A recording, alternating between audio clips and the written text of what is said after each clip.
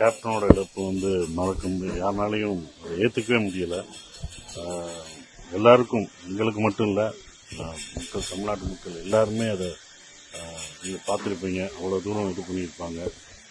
எனக்கு அவர் ரொம்ப ரொம்ப இன்ஸ்பயர் ஆனது, ரொம்ப இது பண்ணது வந்து, நான் சினிமாவுக்கு வந்த பிறகு ராவுத்தர் ஃபிலிம்ஸ்லாம் நான் போனதில்லை. ராவுத்தர் ஃபிலிம்ஸில் சாப்பாடு கொடுப்பாரு. அவர் வந்து எல்லாருக்கும் வந்து எப்போதும் சாப்பாடு கிடைக்கும், எப்போதும் சாப்பாடு இது பண்ணுவார் அப்படின்ற ஒரு விஷயம் இருக்குது.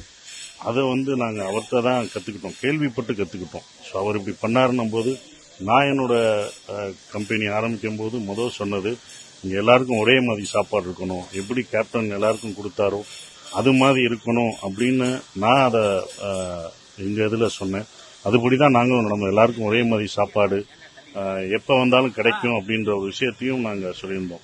ஸோ இதெல்லாம் அவர்கிட்ட இருந்து நாங்கள் கற்றுக்கிட்ட ஒரு விஷயம். நான் வெளியில் போனாலும் இப்பயும் சொல்கிறாங்க, நீங்கள் உங்கள் கம்பெனியில் இப்படி சாப்பாடு கொடுப்பீங்கன்னு சொன்னாலும் அதுக்கெல்லாம் ஒரு சந்தோஷப்படுத்தி நம்மளை இப்படி ஊக்கப்படுத்தினது கேப்டன் தான் அப்படின்றது. அவருடைய இழப்பு வந்து இது பண்ண முடியாது. அவர் இருந்திருந்தார்னா இன்னைக்கு ஒரு முதலமைச்சராக இருக்கலாம், ஒரு பெரிய தலைவராக இருந்திருப்பார். அவர் இழப்பு வந்து பார்க்குறோம். எம்ஜிஆர் அவர்கள் எப்படி இறங்கும்போது எவ்வளோ ஒரு கூட்டம் எப்படி இருந்ததோ அதே மாதிரி தான் கேப்டன் அவர்களுக்கு இருக்குது. இன்னும் நிறைய பேர் வந்து பார்த்துக்கிட்டு இருக்காங்க, அவருடைய சமாதிகளுக்கு வந்து பார்த்துட்டு இருக்காங்க. ஏன்னா அவர் செஞ்ச அந்த கொடை தான், அதுதான் வந்து அவர் எல்லாருக்கும் உதவி செஞ்சதை பல ஊர்லேருந்து இன்னும் வந்து பார்த்துட்டே இருக்காங்கன்னா அந்த இதுதான். ஸோ அது எங்களுக்கும் அவருடைய இழப்பு பெரிய இழப்பாக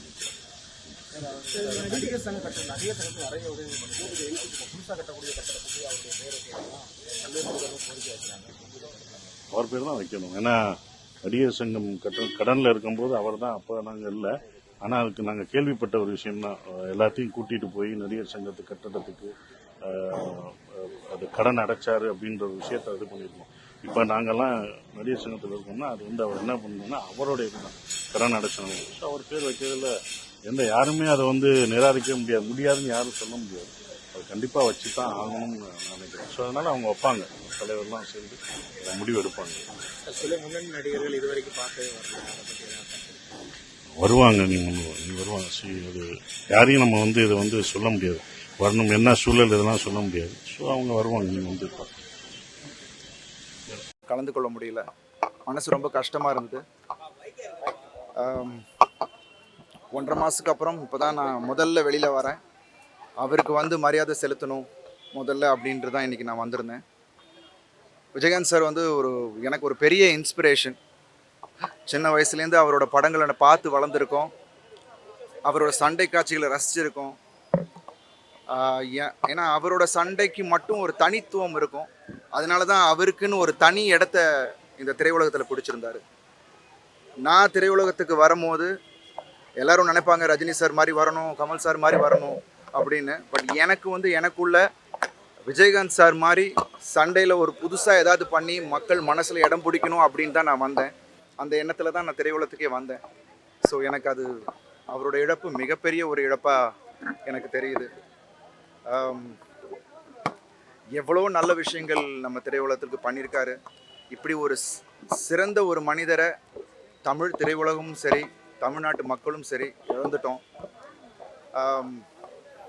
நான் திரையுலகத்தில் நிறைய விஜயகாந்த் சாரோட பணிபுரிந்த ஸ்டண்ட் மாஸ்டர்ஸோட நான் ஒர்க் பண்ணியிருக்கேன். அவர் எப்படிப்பட்ட ஒருத்தர்னு என்கிட்ட நிறைய சொல்லியிருக்காங்க. And like Rocky Rajesh master, super Subbarayan master, அப்புறம் ராம்போ ராஜ்குமார் மாஸ்டர், இவங்க கூடலாம் நான் வேலை செஞ்சுருக்கேன். அவங்கள்ட்ட போயிட்டு இந்த மாதிரி சார்கிட்ட சொல்லியிருக்காங்க, விஜயகுமார் சார் பையன் வந்திருக்காப்புல, ரொம்ப நல்லா பண்ணுறாப்புல ஃபைட்டு, உங்கள் மாதிரியே கிக்கு பண்ணுறாப்புல அப்படின்னு சொல்லியிருக்காங்க. அவரும் நிறைய தடவை விசாரிச்சிருக்காரு. ஒரு தடவை விஜயவாகினி ஸ்டூடியோவில் எனக்கு ஒரு ஷூட் நடந்துகிட்டு இருந்துச்சு. பக்கத்து செட்டில் விஜயகாந்த் சார் படம் ஒன்று ஷூட் நடந்துகிட்டு இருந்தது. அப்போது வந்து பிரேக்கில் அவர் வெளியில் வந்தார். வந்துட்டு என்னை பார்த்துட்டு கூப்பிட்டுட்டு என்னை உட்கார வச்சு என்னை அவ்வளோ பாராட்டினார். அது மட்டும் இல்லாமல் சண்டை பயிற்சியில் எவ்வளோ கேர்ஃபுல்லாக இருக்கணும், என்னெல்லாம் ப்ரிகாஷன்ஸ் நம்ம எடுத்துக்கணும்னு எனக்கு ஒரு அறிவுரை சொன்னார். அது எனக்கு ஒரு பெரிய ஊக்கமாக இருந்துச்சு. அப்படி ஒரு நல்ல மனசை திருப்பி நம்ம பார்க்க முடியுமான்னு எனக்கு தெரியல. ஸோ இந்த நேரத்தில் அவரை பிரிஞ்சு வாழ்கிற குடும்பத்தாருக்கும், ரசிகர்களுக்கும் மற்றும் அவரோட தொண்டர்களுக்கும் என்னுடைய ஆழ்ந்த இரங்கல்கள். அவர் என்றைக்கும் நம்ம மனசில் வாழ்ந்துக்கிட்டே தான் இருப்பார். இந்த நேரத்தில் அவர் ஆத்மா சாந்தி அடையணும்னு நான் வேண்டிக்கிறேன். அண்ட் இந்த ஒரு தருணத்தில் திரையுலகத்துக்கு நிறைய நல்ல விஷயங்கள் விஜயகாந்த் சார் பண்ணியிருக்காரு. நம்ம எல்லாம் கேள்விப்பட்டிருக்கோம். அது எல்லாரும் பின்பற்றணும்னு நினைப்பார். ஸோ இந்த நாளில் இன்னைக்கு என்னோட இனி வரும் காலங்களில் என்னோட திரைப்பயணத்தில் அடுத்து என்னோட படப்பிடிப்பு தளத்தில் அதை நான் செயல்படுத்தணும்னு நான் நினைக்கிறேன். அது இன்னைக்கு இந்த இடத்துல அவர் இருக்கிற இடத்துல நான் சொல்கிறதுல ரொம்ப சந்தோஷப்படுறேன். கண்டிப்பாக அதை அவர் சந்தோஷப்படுவார். கண்டிப்பாக அதை நான் பண்ணுவேன். நன்றி.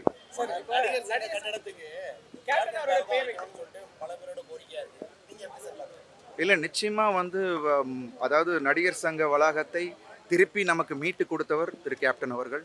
அது நிச்சயமாக அந்த வளாகத்தில் ஒரு அங்கத்திலேயாவது அவர் பேர் இருக்கணும். ஏன்னா எனக்கு தெரியல அவங்க எப்படி பண்ண போகிறாங்கன்னு. ஒரு அங்கத்திலேயாவது அவர் பேர் இருக்கணுன்றது தான் என்னோட கோரிக்கையும்.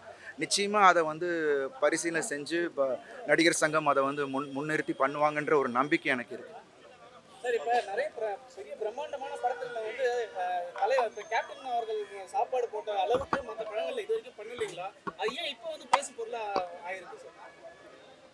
இல்லை, ஏன்னா ஆரம்ப காலகட்டத்தில் அவர் தான் இதை ஆரம்பித்து வச்சார். ஸோ அதனால அது வந்து நம்ம மறுக்கவே முடியாது. அதாவது எந்த ஒரு பாகுபாடுமின்றி அவர் வந்து எல்லாருக்கும் சம உணவு எல்லாமே ஒரு சமமாக அவர் ட்ரீட் பண்ண ஒரு விஷயம். அதான் இன்றைக்கி சொன்னேனே, நான் எடுத்த இந்த ஒரு முடிவு மாதிரி ஒவ்வொருத்தரும் அதை வந்து எடுத்தாங்கன்னா அது அதை விட சந்தோஷப்படுற ஒரு ஆள், அவரை விட சந்தோஷப்படுற ஆள் இருக்க மாட்டாங்க. ஸோ அது எங்களுக்கெல்லாம் விட்டுட்டு போன ஒரு விஷயம். அதை நாங்கள் திருப்பி தொடர்ந்து பண்ணணுன்றது தான் என்னோட ஆசை. ஹாப்பி நியூ இயர் மா. Happy new year. முகிலா புறா உள்ள இருக்கிற தண்ணிலாம் எடுக்கணும்டா நானு.